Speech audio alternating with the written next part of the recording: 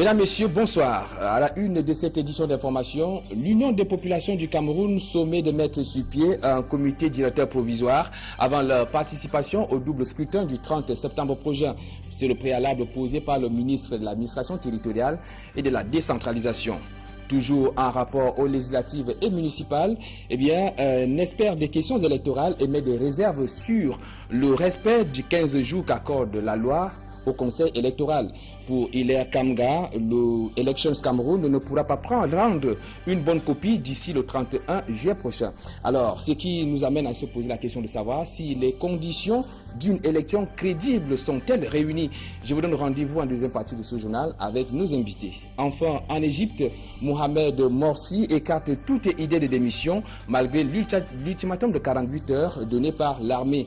Le président égyptien s'est dit prêt à se sacrifier pour préserver sa légitimité. Voilà pour les titres. Retrouvons-nous juste après pour le développement.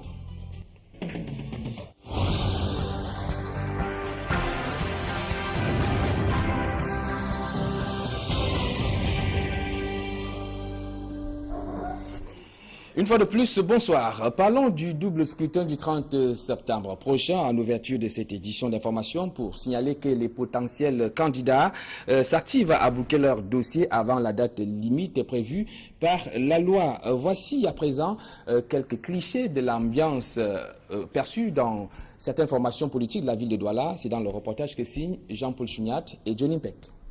Le corps électoral camerounais convoqué aux urnes. Dans les états-majors des différents partis politiques, on s'attelle à la constitution des dossiers des candidats aux municipales. Je suis candidat dans une commune qui a 61 conseillers municipaux, ce qui fait qu'au-delà de mon dossier personnel, il va bien falloir donner un coup de main aux autres camarades pour les aider à concevoir leur dossier.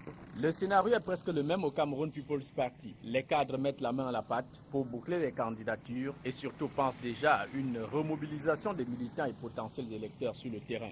La circonscription électorale, d'où je viens par exemple de Ponjok, j'espère que les autorités vont laisser parler la démocratie. Il ne faut pas qu'on se mette à mettre les bâtons dans les roues. Okay. C'est la grosse machine. Justement, on a bossé dans le sens d'arrêter ces velléités-là. Au Rassemblement démocratique du peuple camerounais, la tenue des primaires semble être écartée au regard du temps imparti pour le candidature à Elections Cameroun. Chacun se reconnaît candidat. Nous sommes sûrs également qu'il n'y aura pas de primaires au vu de délais très courts pour remettre les listes à Elecam. Nous attendons les institutions de notre président national pour la suite des institutions à suivre. Si des partis comme l'UDC ont tourné la page des investitures et s'activent aux stratégies de campagne électorale, les candidats du Social Democratic Front attendent le verdict de la Commission nationale d'investiture de leur parti. À l'Union des populations du Cameroun, cependant, des concertations sont en cours pour unifier les différentes tendances du parti du CRAB, émiettées par des dissensions internes. Le compte à rebours est véritablement lancé pour toutes les formations politiques qui entendent prendre part au double scrutin du 30 septembre prochain. Un comité directeur provisoire pour sauver l'union des populations du Cameroun. C'est le préalable posé par René Emmanuel Sadi pour que le parti du CRAB participe au double scrutin du 30 septembre prochain. Ce comité devrait également investir les candidats appartenant à toutes les tendances de l'union des populations du Cameroun. Marcelin Gasson. Les récentes élections sénatoriales ont donné une bonne leçon à l'union des populations du Cameroun. Il y avait 3 tendances au départ, mais aucune n'a été retenue à l'arrivée par Elecam. Même le recours à la Cour suprême n'y a rien changé. Les élections législatives et municipales auront lieu le 30 septembre prochain. Si rien n'est fait, le parti historique court une fois de plus le risque de passer à côté de ce rendez-vous. Ce n'est en tout cas pas le souhait de René Emmanuel Sadi qui a réuni le mardi 2 juillet à Yaoundé toutes les factions du parti des crabes. Le ministre de l'administration territoriale et de la décentralisation, après 6 heures de concertation, a donné 7 jours à Robert Bapo-Lipot, Adolphe Papindoumbé, Bernard Wanji et compagnie pour mettre sur pied un comité directeur provisoire de l'Union des populations du Cameroun. C'est cette structure qui va dans un bref délai procéder aux investitures dans la perspective des législatives et municipales du 30 septembre. Ces investitures, a insisté le MINAT, doivent intégrer toutes les tendances du parti. C'est donc à la table d'un consensus que les uns et les autres sont invités par René Emmanuel Sadi. Il s'agit d'abandonner les intérêts égoïstes qui ont fait tant de mal à l'UPC est de privilégier la piste du dialogue pour l'intérêt supérieur du parti et de ses militants. Si l'Union des populations du Cameroun a toujours connu des divisions, celles-ci se sont accentuées après le décès du patriarche Augustin Frédéric Kodok. Chacune des tendances revendiquant une certaine légitimité en contestant celle des autres. Le comité directeur provisoire aura donc pour mission d'apaiser ces tensions jusqu'à la tenue du double scrutin du 30 septembre. Après cette échéance, un nouveau vent d'espoir devrait souffler au sein du parti, si tant est que les différents responsables le souhaitent du fond de leur cœur.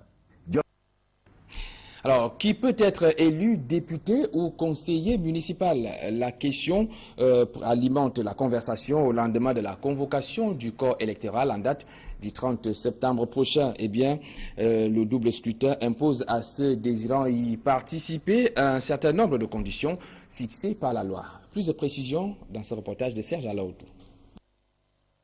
Les Camerounais de 23 ans révolus au 30 septembre 2013 peuvent faire acte de candidature aux prochaines législatives.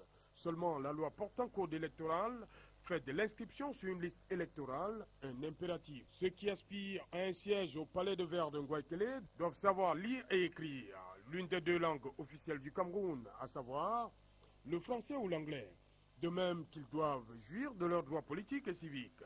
Le cautionnement pour les candidats à la députation s'élève aux millions de francs CFA. Les dispositions du code électoral ne mettent pas hors jeu les étrangers ayant acquis la nationalité camerounaise. Les ambitions peuvent se réaliser si et seulement si ces derniers ont passé au moins 10 ans en terre camerounaise à compter de la date de leur naturalisation. Ces dispositions sont, à quelques exceptions près, applicables à ceux des Camerounais qui souhaitent faire partie d'un exécutif communal. Ici, la loi leur exige, en plus de justifier d'une résidence effective d'au moins 6 mois sur le territoire de la commune convoitée. Quant aux personnes non résidentes, elles doivent justifier de l'existence d'un domicile d'origine dans le territoire de la commune en question. Les Camerounais qui vont se lancer à la course des municipales doivent au préalable verser une caution de 50 000 francs CFA au trésor public. Le scrutin couplé législatif et municipal du 30 septembre exclut d'office les forces armées assimilées, de même que les Camerounais travaillant pour les organismes internationaux. Toujours dans le cadre des législatives et municipales du 30 septembre prochain, eh bien, il y a un risque que cette échéance soit bâclée par le Conseil électoral d'Elections Cameroun, c'est du moins l'avis d'Hilaire Kamga. L'expert des questions électorales juge le délai de 15 jours que donne la loi à cette institution très insuffisant pour rendre une bonne copie le 31 juillet. Des précisions avec Saljon et Marcelin Ganson. Après la convocation du corps électoral et après dépôt des listes par les partis politiques, Elecam disposera de 15 jours pour éplucher les différents dossiers et publier les listes définitives. En d'autres termes, et d'après le code électoral, le Conseil électoral d'Elections Cameroun doit avoir publié ces listes au plus tard le 31 juillet. Aujourd'hui, il n'y en a que 17 parce qu'il y en a un qui est décédé et qui n'a pas encore été remplacé. Si on suppose que la loi ayant autorisé les cadres d'appui, chacun des membres du Conseil a environ 2 cadres d'appui, dont à la réalité, il y a 51 personnes, c'est-à-dire 17 x 3, qui vont être amenées à étudier tous les dossiers de candidature qui vont venir, aussi bien pour les municipales que pour les législatives. Un délai jugé court par rapport au travail qu'il y a à faire. Il faut rappeler que le Cameroun, c'est 360 communes environ et qu'aujourd'hui, on a environ 10 000 conseillers municipaux. Et on a environ 200 partis politiques. Donc il y a hypothèse qu'on pourra avoir peut-être 5-10 listes dans un certain nombre de localités. Mais prenons le cas où il n'y a même qu'une seule liste à la réalité. L'hypothèse d'une seule liste suppose qu'il y aura 10 000 candidatures de 10 000 potentiels conseillers municipaux à étudier. Et chaque dossier appelle au moins 10 pièces, environ 10 pièces. Donc ils auront, pour l'hypothèse la plus minimaliste, 100 000 pièces à étudier pour le conseil municipal. Donc ça veut dire qu'à la réalité, ces messieurs auront 500 000 pour 5 candidatures, la moyenne, 1 million de pièces à étudier pour 10 candidatures en moyenne. Vous comprenez que pour 51 personnes, dans un délai de 14 jours, cela semble matériellement impossible de faire une étude approfondie, une étude sérieuse de l'ensemble des pièces. Dans ces conditions, il n'est pas exclu que le travail qui est attendu du Conseil électoral d'Elections Cameroun soit bâclé. Ceci pour répondre aux exigences de la loi. Il est évident que s'il ne se renforce pas en personnel, spécialement pour l'occasion, il y aura le bâclage. Mais pour se renforcer aussi en personnel, il faudrait qu'on ait le cadre juridique qui permet que, ce moment-là, on amène des intrus qui sont juste des consultants pour faire ce travail. Là encore, ça pose un problème juridique et technico-juridique qu'il va falloir clarifier. Il ne faudrait pas qu'on nous fasse croire que les agents de l'ECAM qui sont dans les démembrements peuvent être appelés à ce travail. Ils ne sont pas du Conseil électoral, ils n'ont donc pas qualité pour pouvoir statuer sur les dossiers de candidature. Toutes les tentatives pour avoir une réaction du Conseil électoral d'Elections Cameroun ont été vaines. Personne n'est disposé à vous répondre pour l'instant, nous a dit au téléphone un responsable de la cellule de communication. Notons à la suite de Marcelin Gansop que la convocation du corps électoral en date du 30 septembre prochain a eu comme conséquence l'arrêt des inscriptions sur les listes électorales. L'heure est actuellement au retrait de ces cartes et notons que la distribution des cartes d'électeurs est timide dans la région du littoral. Pour le délégué régional d'Elections Cameroun, seulement 27% des cartes ont été retirées. Je propose à ce sujet de suivre la réaction de Claude-Emmanuel Hildevert-Tété. Il revient sur la stratégie mise sur pied pour assurer une bonne distribution de ces cartes. Au stade actuel où nous nous trouvons du déroulement des opérations, nous en sommes à la distribution. Donc il s'agit d'aller sur le terrain qui à bien des écarts constitue un travail de proximité. Il s'agit d'aller vers les électeurs, il s'agit de procéder à la distribution des cartes à leur titulaire. À ce niveau, c'est un travail qui au quotidien est fait, qui doit être fait et qui est fait effectivement par les commissions communales mixtes telles qu'elles sont prévues par la loi. Quant aux commissions départementales, c'est des structures qui se retrouvent un peu plus au-dessus et qui ont un rôle davantage de supervision. Nous n'en sommes pas là, nous n'en sommes pas encore là. Il s'agit pour l'instant de mener un travail de terrain et c'est ce travail qui est en train d'être mené. Pour être tout à fait complet avec cette actualité concernant le double scrutin du 30 septembre prochain, je vous donne rendez-vous en deuxième partie de ce journal. Nous aurons deux invités, deux membres de deux partis politiques au Cameroun. Le haut-commissaire des Nations Unies pour les droits de l'homme voudrait que l'on respecte les droits des homosexuels au Cameroun, malgré le fait que cette pratique sexuelle soit condamnée par la loi camerounaise. Navi Pillé a donc fait cette mention lors du point de presse qu'elle a donné à Yaoundé. Le compte rendu de cette sortie avec Yannick Bazoua. Si le haut-commissaire des Nations Unies aux droits de l'homme considère l'interdiction de cette pratique au Cameroun, elle pense tout de même que le gouvernement devrait respecter les droits des homosexuels. La constitution camerounaise parle d'égalité pour tous. Elle ne prévoit pas cette égalité en marginalisant la minorité féminine ou les homosexuels. À cet effet, le contenu de cette constitution qui nous a été soumis interpelle le gouvernement qui a le devoir de les protéger. Troisième préoccupation soulevée par le haut-commissaire, la surpopulation carcérale et les lenteurs des procédures judiciaires. À ce niveau, elle a insisté auprès des magistrats pour qu'ils adoptent une approche axée sur les droits de l'homme et pour qu'ils envisagent dans toute la mesure du possible, des formes alternatives de punition afin de décongestionner les prisons surpeuplées. Quatrième préoccupation, la liberté de la presse.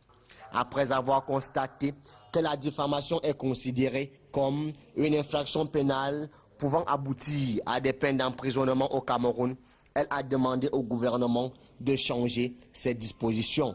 Arrivé au Cameroun le 30 juin dernier, le haut-commissaire des Nations Unies aux droits de l'homme a tour à tour rencontré les acteurs de la société civile, les ministres des Relations extérieures, de la justice, de la promotion de la femme et de la famille, ainsi que le président du Sénat et celui de l'Assemblée nationale.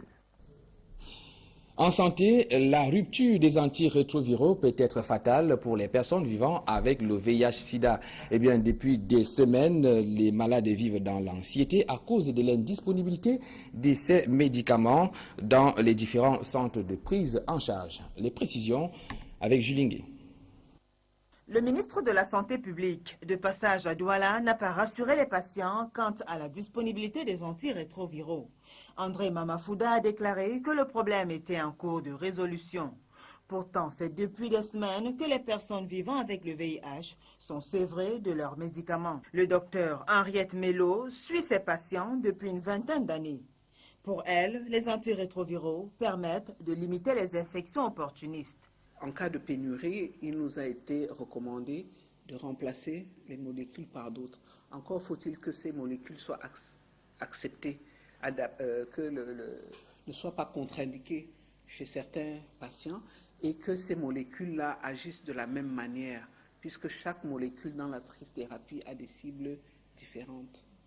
Donc, il est dit couramment que vaut mieux prendre des antirétroviraux que de ne rien prendre du tout. La prise des antirétroviraux est accompagnée de mesures sécuritaires qui concourent à freiner la propagation du virus dans l'organisme. Quand on prend des ARV, il y a des conseils nutritionnels qu'on donne, il y a des conseils d'hygiène parce qu'il y a du sport, il y a des effets secondaires qu'on apprend à gérer. Et donc, ils peuvent continuer à bien se sustenter, mais rien ne peut remplacer les ARV. Une situation qui, selon les spécialistes de la santé, mérite une observation particulière. Donc il faut qu'on trouve un système pour pérenniser la gratuité des ARV ou bien réfléchir comment faire pour qu'il y ait une participation même symbolique des patients pour éviter ce stress dû à la rupture, mais qui coûte aussi quand même cher. La rupture des antirétroviraux dure depuis plusieurs mois. Au cours du trimestre qui vient de s'écouler, elle a été effective dans 14% de centres. Les ruptures ont été croissantes dans les régions du littoral, du centre et de l'extrême nord. Signalons à la suite de Julie Ngué que le ministre de la Santé publique annonce la disponibilité des ARV et que ces médicaments sont en cours d'acheminement dans tous les points de distribution et de prise en charge au Cameroun. Restons en santé pour signaler que le tabac tue 6 millions de personnes par an dans le monde. Des chiffres qui ne découragent pour autant pas les fumeurs. Une attitude qui doit donc amener le gouvernement à adopter une loi conforme à la Convention cadre de l'Organisation mondiale de la santé. Yannick Mazwa. Ce message inscrit sur ce paquet de cigarettes semble d'aucune utilité pour ces consommateurs. Non, moi j'ai appris à fumer étant petit. Ça fait plus de 50 ans que je fume. Je fume par plaisir. Ça me donne la chaleur. Moi je fume par plaisir, par plaisir. Depuis des années, plus de 10 ans que je fume. Pour ces fumeurs, la cigarette représente les mêmes risques comme tout autre produit. Les dangers, il n'y a que danger dans la cigarette. Il y a le danger dans toute nourriture que quelqu'un peut manger. Même les alcools, même la femme, il y a danger. Et pourtant, de ces 4000 composants chimiques, dont 50 cancérogènes, la cigarette nuit gravement à la santé. Chaque année, le tabac tue 6 millions de personnes. Au Cameroun, 17,5% de la population sont fumeurs. 37% sont exposés à la fumée du tabac. 15% de jeunes de moins de 15 ans fument. 44% de jeunes en milieu scolaire ont déjà eu un premier contact avec la cigarette. 23,1% de ces jeunes cohabitent avec les fumeurs dans leur domicile et 45% hors de leur domicile. Par ailleurs, 90% des cancers de poumons sont liés au tabac. Des chiffres qui méritent une intervention des pouvoirs publics. La meilleure protection contre les méfaits du tabac, c'est une loi nationale anti-tabac qui va mettre en place le cadre d'un contrôle de tabac efficace dans notre pays. Le mal est dans la racine. Situation grave, surtout quand en 2011, le Cameroun a importé la cigarette pour un montant de 17 milliards de francs CFA. Rendons-nous à présent dans la région du sud de Cameroun, plus précisément pour parler du port à eau profonde, avec les populations riveraines qui menacent de manifester si leurs indemnisations ne sont pas payées dans les plus brefs délais. Une correspondance à ce sujet a d'ailleurs été adressée en fin de semaine dernière auprès des services du Premier ministre. Les précisions avec Joseph Abenabena. Encore 11 mois et le chantier du port à eau profonde de Kribi sera livré. C'est en effet ce que prévoit le cahier de charge de la China Airborne Engineering Company, la société de droit chinois en charge des travaux. Seulement, les populations riveraines restent mécontentes du traitement dont elles sont victimes. Les populations estiment aujourd'hui que le gouvernement ne tient pas à ses engagements et à ses promesses. Parce que, comme le dit si bien la correspondante, depuis 2009-2010, on attendait certaines réalisations de la part du gouvernement pour mettre les populations à l'aise. Mais aujourd'hui, les populations sont délaissées à elles-mêmes, comme vous pouvez le constater. Et il y a certains cas qui fâchent beaucoup. Ouais. La correspondance qui vient d'être adressée à lui, Paul Motazé, président du comité de pilotage et de suivi du projet, est en fait un ultimatum qui prévoit dans les prochains jours une manifestation de foule si rien n'est fait. À côté des problèmes d'indemnisation et de relocalisation, des cas de maladies non pris en compte sont imputés au projet.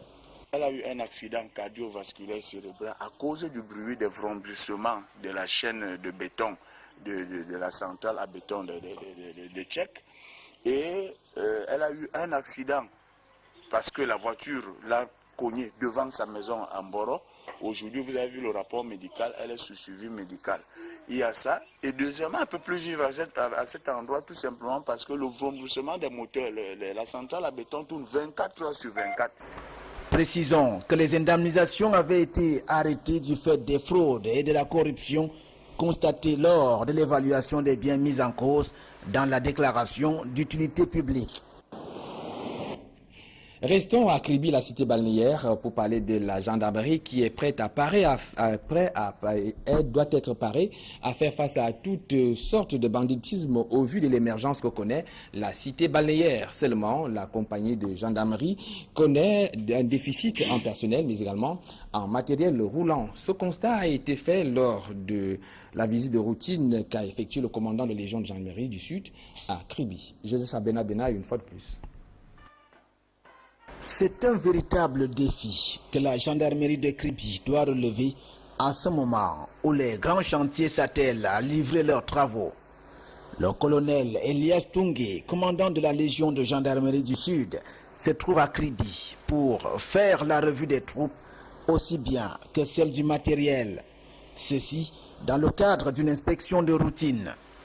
La compagnie de gendarmerie de Kribi, appelée à couvrir tout le département de l'océan, est dirigée par le commandant Vugwabanda Hervé. Cette unité de commandement connaît d'énormes difficultés. D'abord, l'effectif du personnel très réduit. Ensuite, l'insuffisance du matériel roulant constitue un frein au maintien de l'ordre public dans l'océan. Les hommes du commandant Vugwabanda ont déjà eu plusieurs fois du mal à maîtriser des foules en furie. Même si la présence de la base navale ou encore celle du BIR joue un rôle important dans la cité balnéaire de Kribi, il n'en demeure pas moins que la gendarmerie a des missions qui lui sont particulières. À l'étranger, Égypte, la tension ne cesse de monter. Dans la nuit de mardi à mercredi, plusieurs manifestants ont trouvé la mort au Caire. Dans un discours adressé à la nation, le président égyptien Mohamed Morsi écarte toute idée de démission, se déclarant prêt à se sacrifier pour préserver sa légitimité. Sandrine Babou. Les esprits se sont échauffés après le discours télévisé du président égyptien fortement contesté dans la rue depuis une semaine. S'adressant à la télévision, le chef de l'État, issu des frères musulmans, de plus en plus isolé, après la démission de 6 ministres, a refusé de s'effacer pacifiquement du pouvoir. Il a indiqué qu'il continuerait à assumer la responsabilité du pays. Présentant sa légitimité, un mot prononcé plusieurs dizaines de fois comme la seule garantie contre l'effusion de sang, affirmant qu'il était prêt à donner sa vie. Il a martelé que le peuple l'avait choisi lors d'élections libres et équitables. Appelant la population au calme et l'opposition au dialogue, il a affirmé que le pays devait encore penser les plaies laissées par l'ancien régime d'Hosni Moubarak. Mohamed Morsi a aussi mis en garde contre le piège d'une violence sans fin, alors que les violences ont déjà fait 47 morts en une semaine de manifestations. We're not going to go anywhere, and that they really need to rethink their strategies and transition smooth. Du côté de l'opposition, le Front de Salut National, FSN, principal bloc de l'opposition libérale, laïque et de gauche, a estimé que le président Morsi avait lancé un appel public à la guerre civile, tandis que le mouvement Tamarot, rébellion en français, à l'origine de la mobilisation monstre du 30 juin, réclamait que le chef de l'État, qui a menacé son peuple, soit arrêté par la garde présidentielle et déféré devant un tribunal. Rappelons à la suite de Sandrine Babo que c'est ce mercredi que l'ultimatum de 48 heures donné par l'armée égyptienne aux forces politiques pour trouver une issue favorable a donc expiré. On signale donc que les forces de l'armée égyptienne étaient donc en conclave. Nous en saurons davantage au cours de nos prochaines éditions. Ce qui met un terme à la première partie de ce journal. Je vous donne rendez-vous et nous allons parler spécialement du double scrutin du 30 septembre prochain.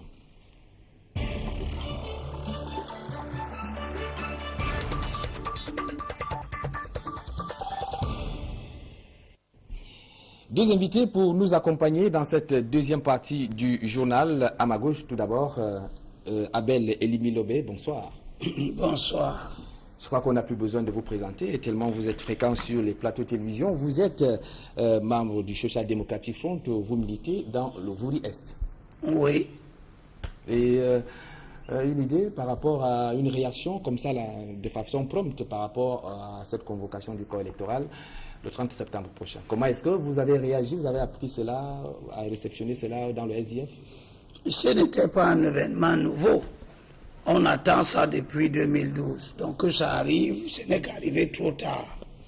Et en fin de compte, on se rend qu'il n'y avait rien de spécial.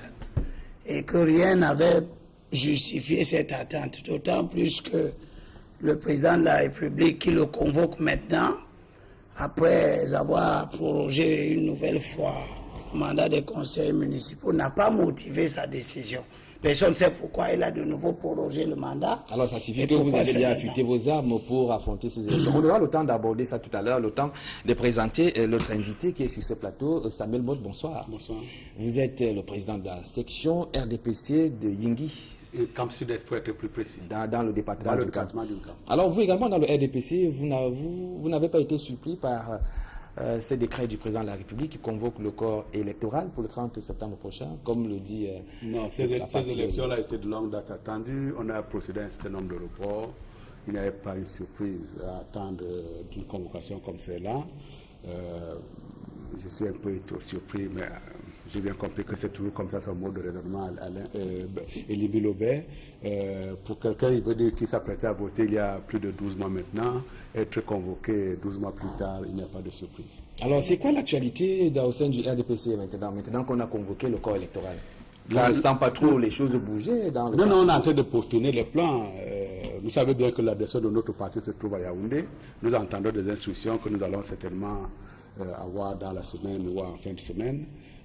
Nous allons les appliquer. Mais je peux vous rassurer, le RDPC est en ordre de bataille. Alors, dans le sein du RDPC, on parle de quoi? On ne sent pas beaucoup plus le renouvellement des organes de base. Alors, ça sera les primaires ou alors si vous allez toujours attendre le comité central nous donnera des indications précises, mais il veut dire compte tenu de l'échéancier qui s'annonce, on a très peu de chances de recourir aux primaires cette année. C'est ma vision à moi.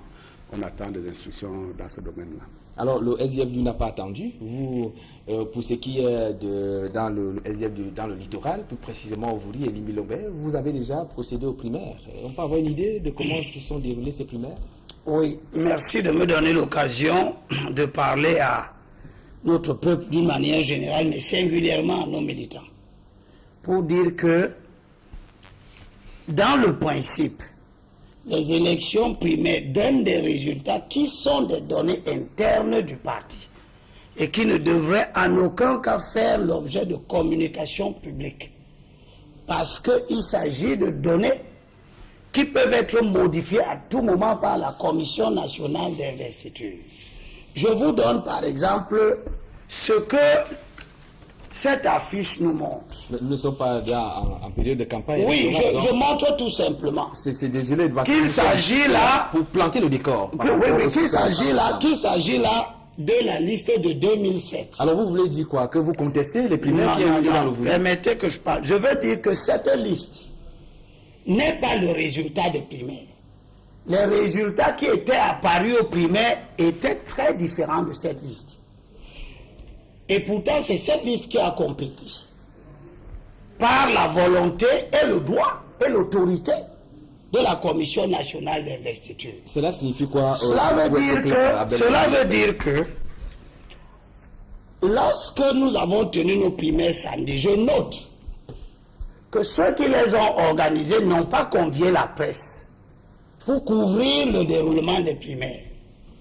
Précisément parce qu'il ne s'agit pas de quelque chose qui concerne le grand public. Il s'agit d'une activité interne du parti qui sert à faire un premier moment du choix, étant entendu que d'après nos données, nos textes, c'est la Commission nationale d'investiture qui dira au public qui est investi et où. Ça signifie que... Donc, tous ceux qui sont venus se pavaner par esbouf sur vos plateaux ont fait des fautes graves et ont créé à l'intérieur, non seulement du parti, mais dans l'opinion, toutes les tensions que vous observez. Et je dois dire, il y a eu les primaires à Avouri-Ouest, c'est-à-dire Bonabéry. Vous n'en avez pas parlé, parce que ceux qui les ont organisés là-bas ont considéré qu'il s'agit d'une affaire interne au parti. Ok, c'est bon. Il y a eu des primaires à Avouri-Sud, c'est-à-dire à Noubel, vous n'en avez pas entendu parler. Il y a eu des primaires à l'ouest, comme partout ailleurs, au sud-ouest, à l'extrême nord, au nord, il y a des primaires partout. Vous n'entendez pas parler. Malheureusement, ce n'est qu'à Douala, ce n'est qu'à Avouri, d'une manière générale, mais singulièrement à Avouri-Est, que des gens ont cru qu'ils pouvaient, ils n'ont pas organisé des primaires. Ils étaient des candidats, mais ils sont venus eux-mêmes sur les plateaux de télévision proclamer les résultats des primaires. Bon, c'est compris, mais permettez à ce que... Je voudrais donner moi la petite seconde pour terminer. Vous allez il agit juste. Et dire que, non, ils n'ont pas de primaire. Et dire que la démarche que vous avez observée sur vos plateaux de télévision relève d'une manipulation non seulement de la presse, mais d'une volonté de faire pression sur la Commission nationale d'investiture, qui a compétence à... Je suis membre du comité notre invité. Et quand je parle d'autorité. Oui, je vous en prie, Elimilo, permettez à ce que ça me montre. Moi, je crois que ce qui se passe dans le SDF, ça doit vous faire sourire, vous, dans le RDPC. Ça me fait sourire. En plus, Elimilo me dit, c'est une histoire privée, intérêt interne au parti, dont le parti SDF. Mais je crois qu'il a complètement oublié que c'est sur le plateau. Est-ce que c'est ça qui amène le RDPC à éviter? Non, premièrement, son discours ne m'intéresse. Ça ne m'intéresse pas beaucoup, mais ça met en même temps, effectivement, ça me fait sourire. Ça prouve que, contrairement à ce qu'il dit sur le plan national, ils sont encore en phase d'apprentissage de la démocratie. Les primaires que nous les avons organisées chez nous n'ont pas fait objet de tels déballage tel que celui qu'ils sont en train de suivre en ce moment. Lorsqu'on s'engage dans c'est ce qu'il disait également tout à l'heure, une vie publique, c'est effectivement un certain nombre de règles que vous acceptez lorsque vous portez candidat à une élection quelque part, mais également c'est un certain nombre d'aléas.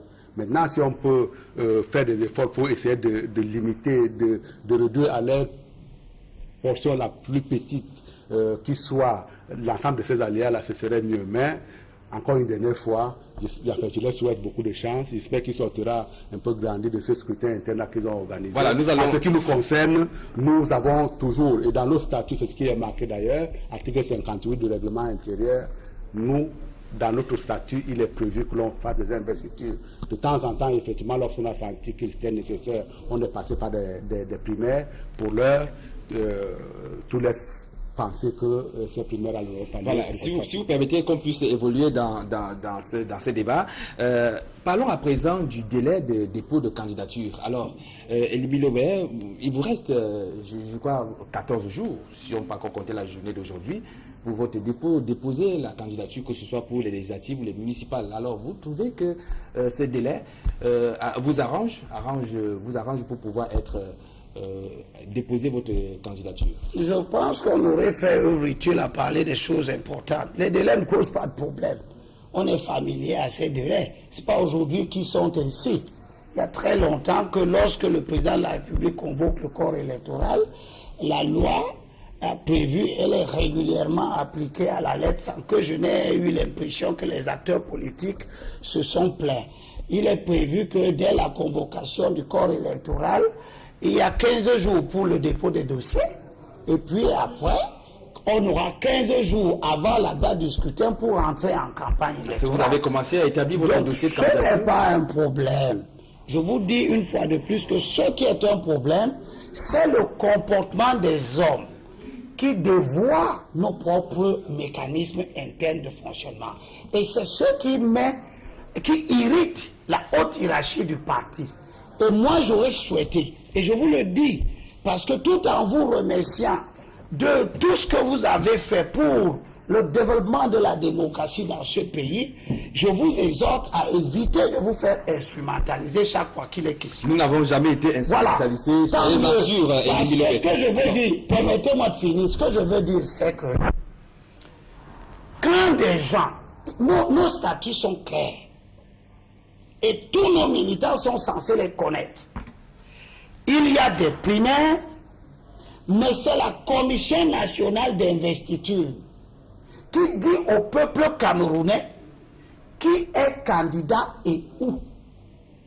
Aucun militant n'a le droit, quel qu'il soit, de venir sur des plateaux de télévision, se proclamer candidat ici ou là. Voilà, nous l'avons compris. Je crois que c'est un problème qui doit être résolu à l'intérieur de la société. C'est pour que non seulement vous, de la presse, vous ne donniez plus l'opportunité à X ou à Y de venir déroger à nos règles internes, ou que vous ne donniez pas l'opportunité à des gens qui pourraient générer à l'intérieur du parti l'obligation de revisiter les conditions dans lesquelles ils ont été élus. Voilà, je vous rappelle également, Elibi Lobeke, quand vous procédiez aux primaires dans le Vouri, il n'y avait pas la presse, donc c'est vous qui avez donné ces informations. Raison pour laquelle nous ne devons pas avoir la presse à la proclamation des résultats des primaires. C'est vrai, nous allons Elibi Lobeke, encore une fois, sortant de ce traquenard-là que vous êtes en train de me poser, un parti politique, c'est une organisation publique. Il n'y a rien de secret qui se passe à l'intérieur d'une organisation publique.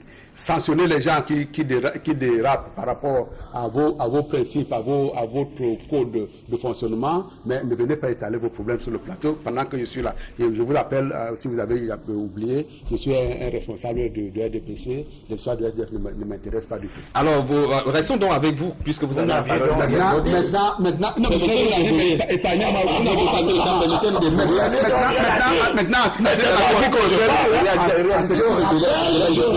Nos camarades à l'ordre. Vous n'avez plus la parole, je vous en prie. Alors, vous pouvez réagir sur le délai de candidature. Maintenant, par rapport au délai de candidature, tout à l'heure, vous avez passé la parole à quelqu'un que vous avez appelé expert en question électorale. J'ai l'impression qu'il est camarade expert en tout, finalement. Il faut que quand il parle, qu'il dise « je suis un opposant » et donc je vais poser là une critique générique comme j'en ai l'habitude.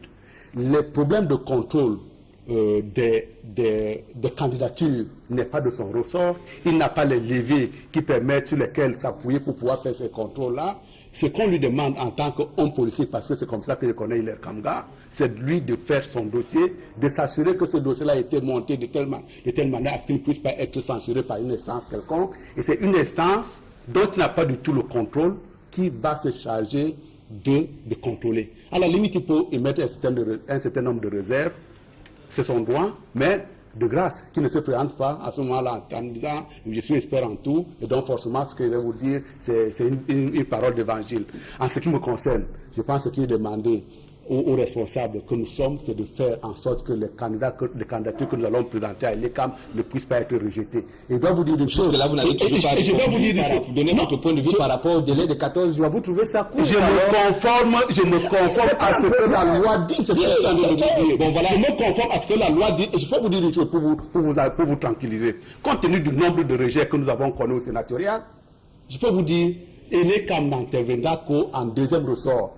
Parce qu'à l'intérieur des partis, on a compris le signal qui a été lancé lors de ce sénatorial en disant, si vous ne faites pas de précautions, on va vous censurer. Et également, je voudrais rappeler à Hilaire Kanga, qui très souvent parle de problèmes économiques, évidemment, quand vous faites un contrôle, le contrôle n'est pas nécessairement exhaustif. Le contrôle n'est pas nécessairement exhaustif.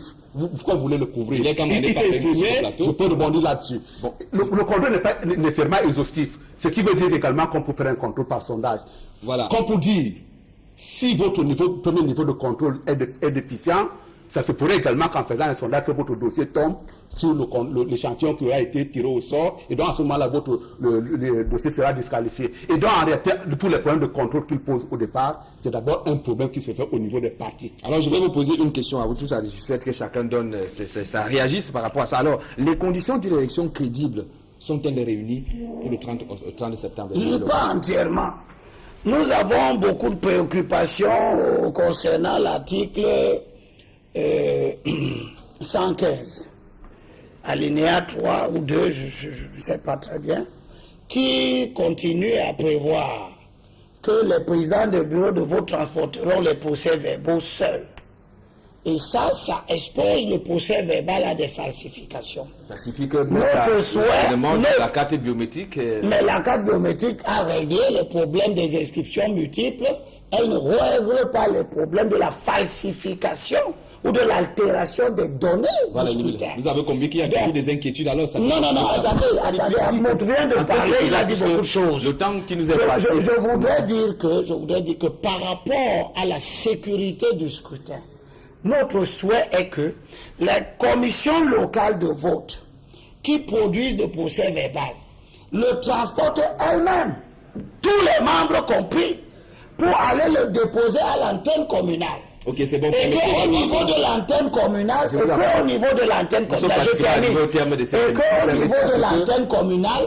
que les représentants des partis politiques, je crois que c'est le même souci que M. Moussa, siège avec le représentant de l'antenne communale, sécuriser les procès-verbaux. Toutes les conditions sont réunies pour avoir une élection crédible. Je pense que les conditions sont réunies. Moi, je ne suis pas un spécialiste en procès en sorcellerie. Les conditions sont réunies. Tout ce que je demanderai à mon frère Elimbi, là où nous allons nous trouver en train de batailler, souhaiterais qu'il mette des scrutateurs. Je suppose que vous êtes des candidats, vous allez déposer vos candidatures. Moi, je suppose que M.